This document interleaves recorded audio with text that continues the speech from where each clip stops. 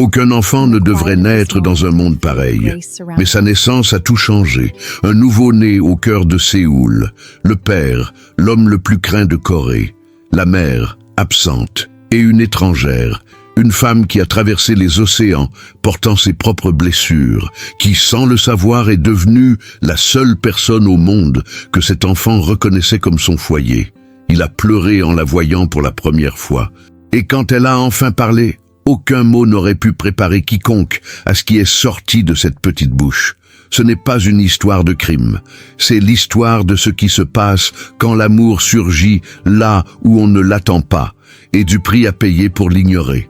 Si vous n'êtes pas encore abonné à la chaîne, abonnez-vous dès maintenant et cliquez sur la cloche pour ne manquer aucune nouvelle histoire. Une nouvelle histoire vous attend chaque jour. Le bébé du chef de la mafia coréenne a pleuré en voyant la bonne, et ses premiers mots ont brisé le cœur de tous. Seo Jun-ho est l'homme le plus puissant et le plus craint de Séoul, à la tête d'une organisation criminelle qui règne sur la ville dans l'ombre. Mais lorsque son nouveau-né ouvre les yeux pour la première fois et pleure jusqu'à ce que la gouvernante, Amara, le prenne dans ses bras, quelque chose se brise dans cette demeure glaciale.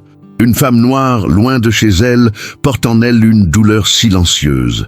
Un bébé qui, sans comprendre le monde, a choisi la famille qu'il voulait. Et un père confronté à un choix crucial. Qu'est-ce qui compte le plus ? Le pouvoir ou l'amour que son fils lui a appris à voir? Cette histoire vous brisera le cœur, et puis elle vous reconstruira. Avez-vous déjà eu l'impression d'appartenir à une famille qui n'était pas votre famille de sang? Partagez votre expérience dans les commentaires. Aimez la vidéo si cette histoire vous a touché. Abonnez-vous à la chaîne et activez la cloche. Chaque jour, une nouvelle histoire marquante vous attend.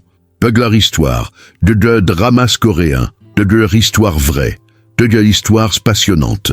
Les mois qui suivirent instaurèrent une routine que personne n'avait prévue, mais que le manoir absorba comme il absorbe tout, avec cette capacité silencieuse à transformer l'extraordinaire en habitude. Ji-ho, son nom avait été enregistré comme Seo Ji-ho, mais Amara commença bientôt à l'appeler simplement Ji-ho, avec cette douceur dans le J que le coréen n'a pas, et le nom resta, grandit à une vitesse qui semblait défier le temps. 2 mois, 3, 4. Chaque semaine apportait son lot de nouveautés. La première fois qu'il tenait sa tête droite, la première fois qu'il souriait vraiment et non plus par réflexe, la première fois qu'il reconnaissait une voix avant même de voir un visage. Et c'était toujours la voix d'Amara qu'il reconnaissait en premier. Elle arrivait dans la chambre le matin et entendait, même depuis le couloir, le joyeux bavardage qui remplaçait le silence. Ji-ho, qui dormait paisiblement la nuit avec Madame Park, se réveillait dès que l'horloge sonnait 6h30 et semblait attendre avec une impatience qui grandissait en même temps. « Bonjour à toi », dit Amara en ouvrant la porte. Et Ji-ho répondit par ses mouvements désordonnés des bras et des jambes, qui étaient indéniablement une forme de joie. Seo Jun-ho via le fils rarement. Non par négligence, quiconque connaissait l'homme en question savait que ce n'était pas de l'indifférence. C'était quelque chose de plus complexe. C'était l'incapacité pour un homme qui avait passé sa vie à construire des murs d'approcher ce qui n'avait aucun mur. Ji-ho ne comprenait pas le danger. Elle ne comprenait pas la hiérarchie. Elle ne comprenait pas que l'homme en costume qui apparaissait parfois dans la pièce et se tenait près du berceau était le même qui, d'un seul regard, faisait fuir les hommes. Pour Ji-ho, cet homme n'était qu'un visage qui apparaissait de temps à autre, lointain, sans la moindre familiarité. Jun-ho le savait, et cette conscience pesait sur lui d'une manière qu'il ne pouvait nommer. Un dimanche matin, Ji-ho avait alors 4 mois, Jun-ho entra dans la pièce sans prévenir, tandis qu'Amara, assise par terre avec le bébé sur les genoux, fredonnait doucement. Elle leva les yeux en entendant la porte et resta immobile un instant, non par peur, mais pour l'évaluer. Jun-ho avait ce genre de présence qui emplissait une pièce avant même d'y entrer. « Continuez !» dit-il d'une voix qui ressemblait plus à un ordre qu'à une demande. Mais Amara avait déjà appris à percevoir la différence de ton. Elle continuait de fredonner. Jun-ho se tenait près de la porte, observant la scène.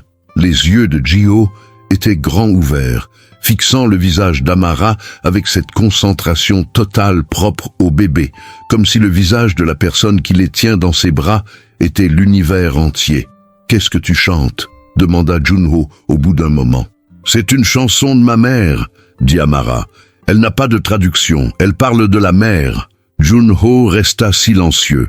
Aime-t-il la musique? Il aime les voix, n'importe quelle voix, pourvu qu'elle soit calme. Elle marqua une pause. Mais il préfère quand elle est chantée. Junho regarda son fils. Puis, il fit quelque chose qu'Amara n'attendait pas. Il s'accroupit jusqu'au sol, s'appuya contre le mur et resta assis là, les bras posés sur les genoux, à regarder Jiho. Amara continua de chanter. Pendant 20 minutes, ils restèrent ainsi tous les trois, le chef mafieux assis par terre dans la chambre de son fils, la bonne chantant en wolof et le bébé au milieu d'eux, complètement absorbé par l'instant présent. Lorsque Juno se leva pour partir, il s'arrêta à la porte. « Comment dit-on bonne nuit dans votre langue ?» Amara réfléchit un instant. « Allongez-vous en paix. Dors paisiblement, » dit-elle. Junho répéta ces mots pour lui-même, presque en silence, puis partit. Le problème se présenta sous les traits d'un homme nommé Kwon Tae-yang. Kwon était le second du clan Seo, un homme d'une 50aine d'années, au visage marqué de cicatrices discrètes et absolument convaincu que les sentiments étaient une faiblesse. Il était resté fidèle à Junho pendant 15 ans, non par loyauté, mais par intérêt. Et son intérêt dépendait du fait que Junho reste ce qu'il avait toujours été, froid, calculateur, intouchable. Kwon avait remarqué les changements. La façon dont Junho a annulé ses réunions dimanche. La façon dont il passait plus de temps au 3e étage du manoir où se trouvait la chambre de Jiho. La façon dont le nom de la servante africaine revenait étrangement souvent dans les conversations de Madame Shin. Kwon a convoqué Madame Shin pour une conversation privée. Cette femme, dit-il sans donner plus de détails, comme si le sujet allait de soi. Qui l'a embauché? L'agence, Monsieur Kwon, à la demande de Monsieur Seo. À quelle partie du manoir a-t-elle accès? Dans la chambre du bébé, dans la cuisine, dans le jardin latéral et dans sa propre chambre. Et Monsieur Seo, alors? Madame Shin hésita une fraction de seconde seulement. Pas directement à Monsieur Seo, mais vous pouvez aller voir le bébé dans sa chambre, en sa présence. Kwon resta silencieux un instant. Surveillez les interactions. Envoyez-moi un rapport hebdomadaire directement. Madame Shin acquiesça. Mais Kwon y eut une expression inhabituelle. Un malaise. Comme si la question posée contredisait un sentiment qu'elle-même avait commencé à éprouver dans cette maison. Amara savait qu'elle était observée. Pas de façon spectaculaire. Rien n'a été dit. Aucun comportement n'a changé de manière flagrante. Mais 19 mois passés chez des amis ou de la famille lui avaient appris à ressentir les changements d'atmosphère, la façon dont les gardiens changeaient de position près du couloir où se trouvait sa chambre, la façon dont Madame Shin posait des questions légèrement différentes lors de leur conversation de fin de journée. Elle n'a rien dit, elle a continué à faire son travail. Jiho eut 5 mois, puis 6. Il apprit à se retourner sur le ventre. Il apprit à reconnaître la voix d'Amara avant même qu'elle n'ouvre la porte. Il apprit à sourire quand elle haussait les sourcils de façon exagérée. Et elle apprit, avec cette intelligence mystérieuse propre aux bébés qui comprennent bien plus que les adultes ne l'imaginent, qu'il y avait 2 mondes dans ce manoir. Le monde chaud, qui sentait le jasmin de la crème qu'Amara utilisait sur ses mains, et le monde froid, qui sentait le cuir, le papier et les décisions. Il vivait dans le premier. Mais le second existait autour de lui comme un cadre. C'est par un après-midi d'hiver, Jiho avait 6 mois et demi, que le premier incident s'est produit. Amara ramenait Jiho dans sa chambre après une promenade, dans le jardin latéral, enveloppée dans le manteau bleu qu'elle avait elle-même choisi au magasin car elle trouvait que la couleur s'accordait à ses yeux, lorsqu'elle croisa Kwon Tae-yang dans le couloir. Kwon s'arrêta. Il la regarda de son regard lourd. « Toi ?» dit-il en coréen, avec l'intonation qu'on utilise pour rappeler à quelqu'un sa place, « Le bébé ne devrait pas être dehors dans le froid. » « Nous avons passé 10 minutes dans le jardin, Monsieur Kwon, » répondit calmement Amara, dans le même coréen. « Nous portions des manteaux. Le pédiatre recommande de prendre l'air tous les jours. » Kwon continuait de la fixer. Elle ne détournait pas le regard. « Tu réponds beaucoup mal, dit-il. » Je réponds à ce qui est demandé, a-t-elle déclaré.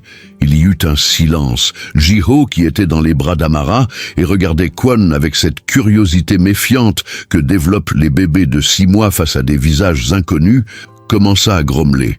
Amara a légèrement déplacé le poids du bébé sur ses genoux et a dit, de sa voix calme habituelle, « Excusez-moi, monsieur Kwon, c'est l'heure de sa bouteille », et il passa devant lui sans attendre de réponse. Elle n'a parlé de l'incident à personne.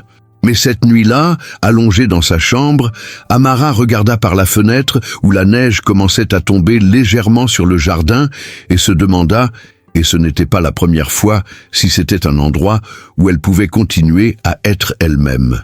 Il y avait des foyers où le travail n'était que du travail, et il y avait des foyers qui changeaient les gens, en bien ou en mal. Cette maison n'avait pas encore pris de décision. L'hiver est passé et le printemps est arrivé à Séoul avec cette explosion rose de fleurs de cerisier qui a transformé toute la ville pendant 2 semaines avant de disparaître, ne laissant que le souvenir. Ji-ho avait 11 mois. Il n'avait plus besoin d'être porté jusqu'à la fenêtre.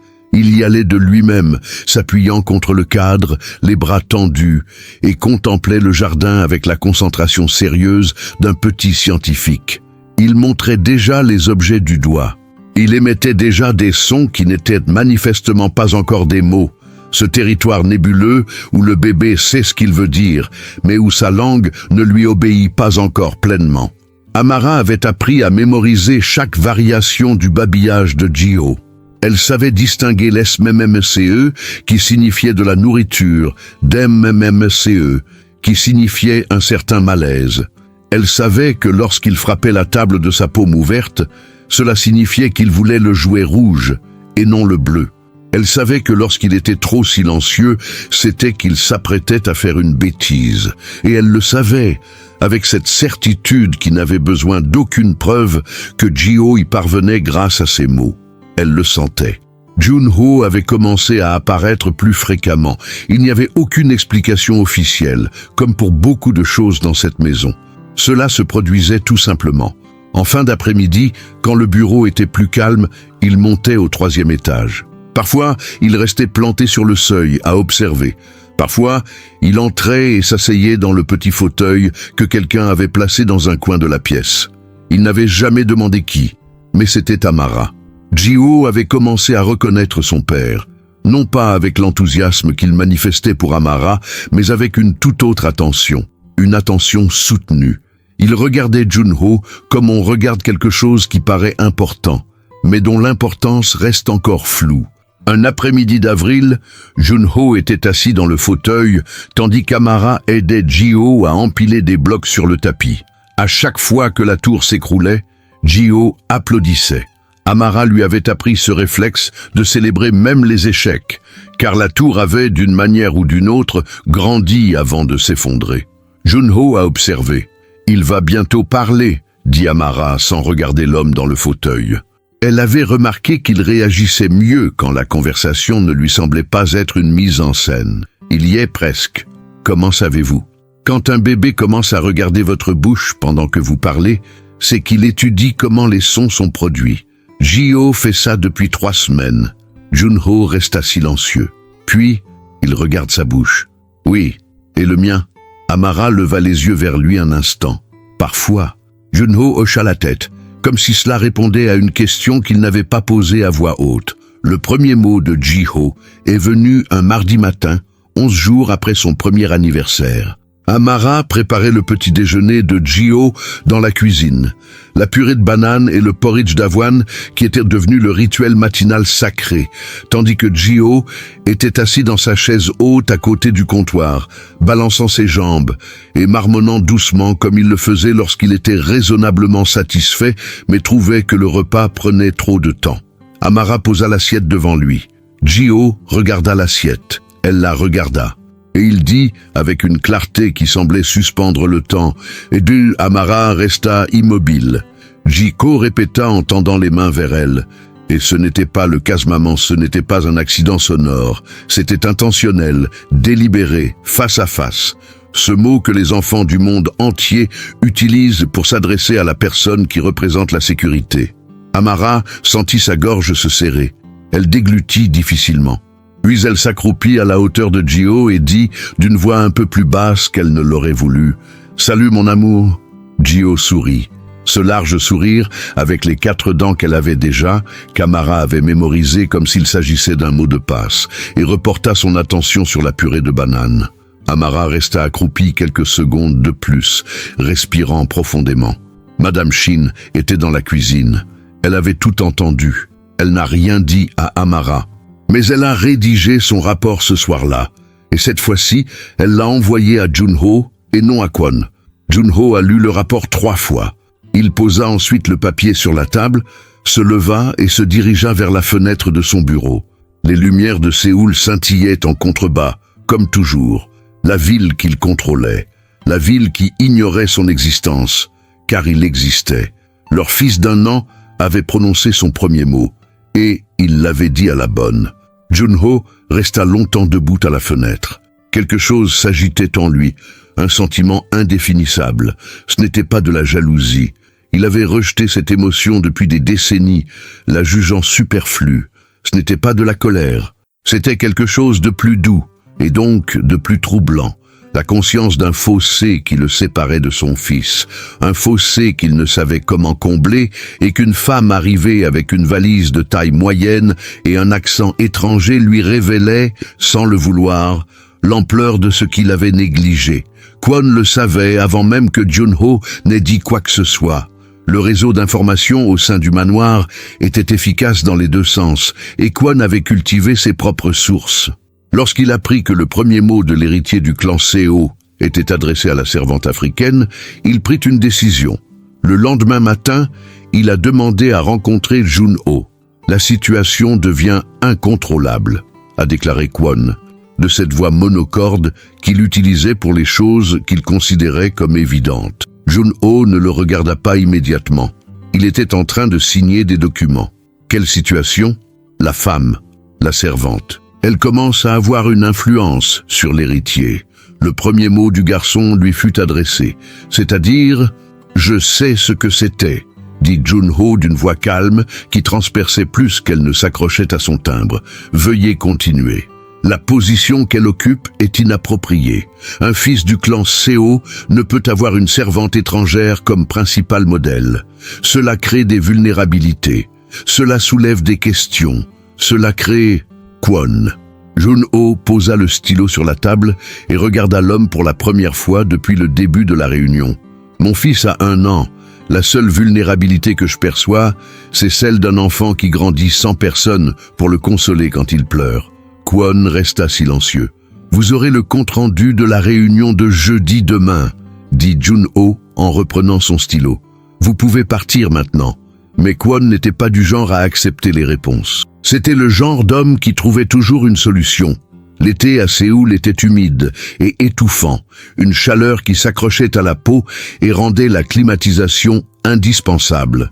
Gio entamait sa 2e année avec l'énergie caractéristique d'un être qui venait de découvrir ses jambes et n'avait pas l'intention de s'en servir. Il courait, enfin plutôt en zigzagant de façon instable, il escaladait des choses qu'il n'aurait pas dû, disait-il. Non avait qu'une conviction impressionnante pour quelqu'un qui n'avait que 18 mois. Et il a dit tête pour Amara, chaque fois qu'elle entrait dans la pièce, c'était comme si le monde pouvait recommencer à 0 à chaque fois qu'elle apparaissait. Amara avait cessé d'essayer de le réparer. Elle avait essayé. Au début, elle avait dit « Je m'appelle Amara, d'accord ?» Elle s'était désignée du doigt en répétant son propre nom.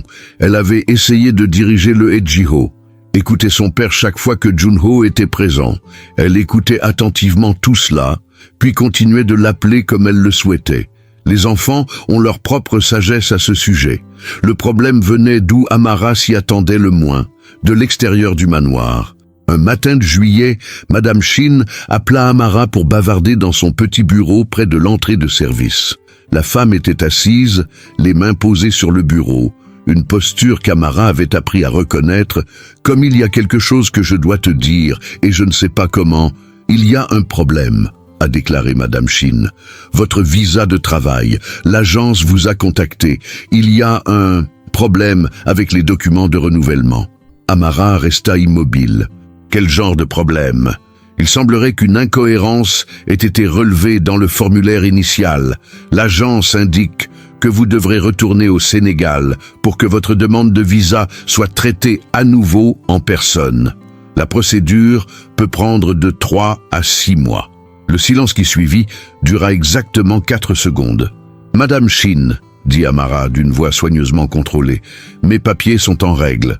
Je les ai vérifiés personnellement il y a 2 mois. » Madame Shin ne détourna pas le regard, mais il y avait quelque chose dans ses yeux, quelque chose qui ressemblait à un véritable malaise, peut-être même à de la culpabilité. « Je sais », dit-elle doucement. « Cela a été demandé par quelqu'un. Ce n'était pas une question. » Madame Shin n'a pas répondu, mais son silence valait réponse. Amara passa l'après-midi à s'occuper de Gio avec autant de normalité qu'elle le pouvait.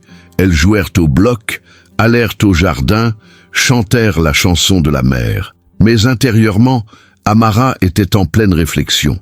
Elle savait ce qui arrivait lorsque les employés de maison devenaient gênantes dans les familles aisées.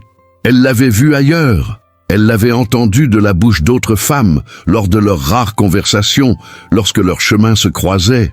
Laisser des traces écrites était le moyen le plus discret de faire disparaître quelqu'un sans avoir à le dire ouvertement. Jiho remarqua que quelque chose avait changé. Il était plus silencieux que d'habitude cet après-midi-là, suivant Amara du regard, avec cette perception enfantine qui ne trompe jamais. Les enfants ressentent l'état émotionnel de ceux qui prennent soin d'eux avant même de comprendre un mot.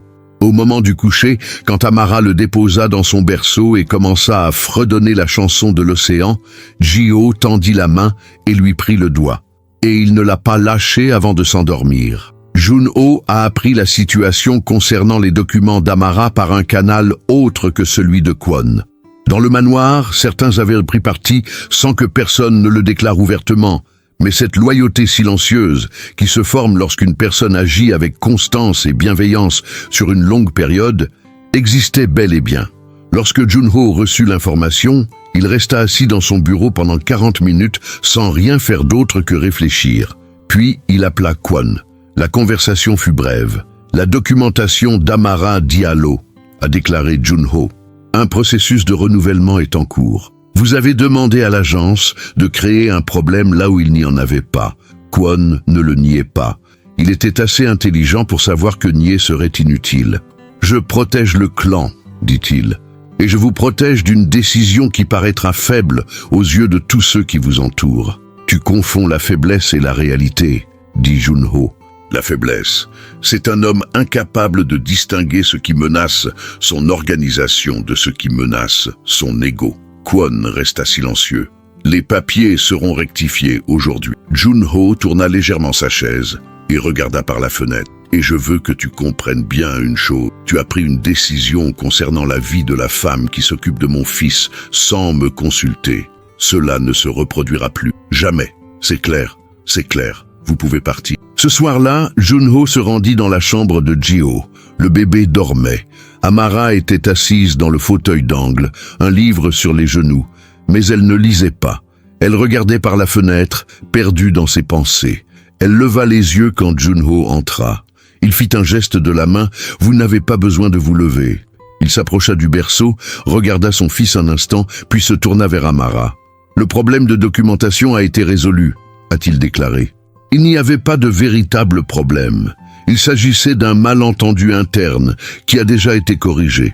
Amara le regarda. Elle savait qu'il n'y avait pas eu de malentendu. Et il savait qu'elle le savait. « Merci », dit-elle simplement. Junho hocha la tête. Il resta immobile un instant, comme s'il allait ajouter quelque chose. Puis il regarda de nouveau Gio. « Il a tenu ton doigt ce soir. » Amara cligna des yeux. « Comment savez-vous » ? La caméra dans la pièce. Il marqua une pause. « Je la regarde parfois, quand je ne peux pas venir en personne. » Il y avait quelque chose dans cet aveu. La vulnérabilité silencieuse d'un homme confessant qu'il surveille les caméras de son propre fils parce qu'il ne sait pas comment simplement se montrer présent, qui a touché Amara d'une manière inattendue. « Il remarque ta présence », dit-elle avec précaution, mais différemment des autres. Il devient plus silencieux, plus sérieux, comme s'il essayait de comprendre. Junho continuait de la fixer. Apprendra-t-il à me connaître? La question fut posée avec une sincérité qui sembla coûter quelque chose à celui qui la posa. « Si vous êtes présent, » a dit Amara, « les enfants reconnaissent les personnes qui sont présentes. » Junho fixait son fils endormi. « Je ne sais pas comment faire. »« Je sais, » dit Amara, « mais on apprend, tout le monde apprend. » L'automne est de retour à Séoul, avec cette précision qui donne au calendrier un air sincère. Les feuilles changent de couleur dans le jardin du manoir. L'air se rafraîchit de cette fraîcheur mordante qui ne signifie ni l'hiver ni l'été. Ji-ho avait 2 ans et 3 mois. Il parlait, non pas en phrases complètes, mais par fragments suffisamment cohérents pour communiquer tout ce qu'il voulait. Mauvaise nourriture, Park Ji-ho, je n'en veux pas, encore un. Et parfois, lorsqu'il voit son père apparaître à la porte de sa chambre, Apap, le mot coréen pour père, qui était arrivé après, mais il était finalement arrivé. Junho avait également commencé à arriver le matin, pas tous les jours. Sa vie ne le lui permettait pas et tout le monde le savait, mais certains jours. Et les jours où il arrivait le matin, il restait. Il s'asseyait par terre avec Ji-ho, laissait le garçon grimper sur ses genoux, apprenait comment Ji-ho aimait être tenu, non pas par la taille, mais par les aisselles, avec suffisamment d'espace pour balancer ses jambes. Amara observait la scène avec une discrétion qui lui coûtait cher. Elle devait gérer un conflit intérieur, cette zone complexe entre l'amour qu'elle éprouvait pour Ji-ho et la conscience que sa place était temporaire, fonctionnelle, qu'elle n'était qu'une employée et que le garçon avait un père, une famille et une vie déjà tracée avant son arrivée. Mais il y avait aussi des moments comme ce matin d'octobre où Junho était par terre avec Ji-ho en train d'empiler des blocs et le garçon a fait tomber la tour et Junho, Seo Junho, l'homme le plus craint de Séoul, a applaudi. Ji-ho regarda son père avec une surprise heureuse. Puis, elle regarda Amara qui se trouvait dans un coin. Et il a dit, avec cette logique implacable de 2 ans, « Appa, il a appris. » Il rit amèrement. Un rire sincère et involontaire lui échappa avant même qu'elle puisse juger de sa pertinence. Junho la regarda et pendant une seconde, il y eut sur son visage une expression qu'elle ne lui connaissait pas. Ce n'était pas l'expression d'un homme puissant. C'était l'expression de quelqu'un qui venait de recevoir quelque chose d'inattendu. Kwon Tae-young a démissionné 3 semaines après la confrontation avec Junho. Ou peut-être n'était-ce pas vraiment un licenciement. Ce genre de choses se produisait discrètement dans ce milieu, sans déclarations officielles, sans scènes dramatiques. Un jour, Kwon était là. Le lendemain, son poste avait disparu et personne n'en parlait ouvertement. Le clan Seo poursuivit ses activités. Junho poursuivit ses activités. Le monde qu'il avait bâti continuait d'exister, avec toute sa complexité et ses dangers. Mais à l'intérieur du manoir, quelque chose avait changé. Un après-midi de novembre, Amara allait avoir 29 ans cette semaine-là. Elle était dans le jardin avec Ji-ho, qui avait découvert les feuilles mortes et considérait que le fait de les jeter en l'air et de voir où elles atterrissaient était la chose la plus importante de l'univers à ce moment-là. Junho apparut dans le jardin. Il n'était pas apparu dans le jardin. Ce n'était pas dans les habitudes. Amara leva les yeux, légèrement surprise, et attendit. Junho arriva à leur emplacement. Il fixa Ji-ho un instant. Le garçon avait remarqué son père et courait déjà vers lui en zigzagant, en criant « Appa, Appa » comme si tout le jardin avait besoin d'être informé. Junho s'accroupit, ouvrit les bras et reçut son fils. Il s'accroupit un instant, Ji-ho sur ses genoux, contemplant les feuilles éparpillées dans le jardin. Puis, il leva les yeux vers Amara. « Je veux te parler », dit-il. « Quand il dormira cet après-midi ?» La conversation a eu lieu dans le bureau de Junho. C'était la première fois qu'Amara mettait les pieds dans cet endroit. Elle remarqua les détails qui caractérisent un lieu et qui révèlent la personnalité de son auteur. Des murs ornés de peu d'objets, mais chacun soigneusement choisi. Une photographie d'un paysage de montagne. Une bibliothèque remplie de livres qui semblaient avoir été lus. L'immense baie vitrée donnant sur Séoul. Junho était debout lorsqu'elle entra. Il lui désigna la chaise de l'autre côté de la table. Elle s'assit. Il resta debout un instant, puis il s'assit. Votre contrat prend fin dans 4 mois, a-t-il dit. Oui, je souhaite vous proposer un renouvellement, pour 3 ans, aux conditions que vous jugerez appropriées. Amara continuait de le fixer. Monsieur Seo, Junho, a dit Télé. Elle s'est arrêtée. Jiho a besoin de stabilité, poursuivit-il, sa voix désormais plus directe, moins voilée. J'ai mis du temps à comprendre ce que signifie être père. J'apprends encore, mais je sais que certaines de ces qualités viennent de toi et je ne veux pas que cela soit interrompu par une échéance contractuelle. Amara resta silencieuse un instant. Que se passera-t-il quand il sera assez grand pour aller à l'école, pour avoir des amis, pour construire sa propre vie ? Demanda-t-elle, avec cette franchise désarmante dont elle avait compris qu'elle était la seule chose qui fonctionnait avec cet homme. Je suis femme de ménage. Ma situation évolue au gré des besoins. Oui, dit Junho, mais il existe des moyens de faire évoluer cet endroit tout en permettant aux gens de rester. Il marqua une pause. Je ne vous demande pas de rester par obligation. Je vous demande si vous avez envie de rester. La différence entre les deux était énorme, et il l'avait compris. Amara regarda par la fenêtre. Séoul était là, avec son bourdonnement, ses lumières et ses contradictions.